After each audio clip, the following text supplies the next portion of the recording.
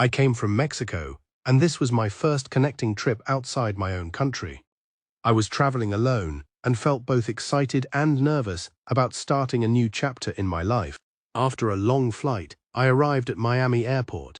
Everything looked new and interesting, and I was happy to be in an American airport for the first time.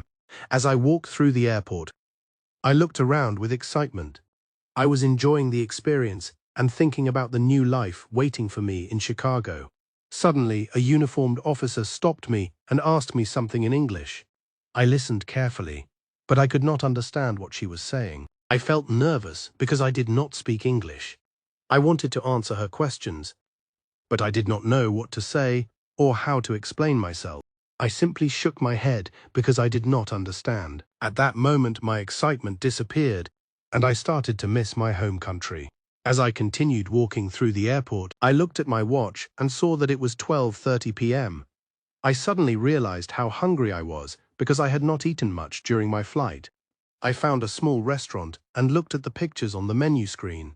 A sandwich caught my attention, and it looked so delicious that I decided to order it with a Coke. When the waiter came to take my order, he spoke very quickly. I could not understand what he was saying, so I felt confused and simply replied, "Okay." A few minutes later, the waiter brought me a completely different meal. To make things worse, it cost almost $20, which surprised me. The situation felt awful. I sat quietly and ate my meal in silence because I was tired, upset, and disappointed with what had happened. Later that evening, I boarded my flight to Chicago. During the flight, I wanted some water, but I did not know how to ask for it in English. I stayed in my seat quietly and felt lonely and despondent.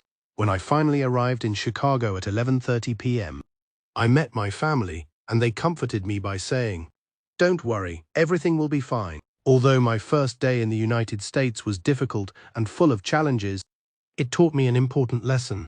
I promised myself that I would study English very hard so that I could communicate confidently and never feel so helpless again.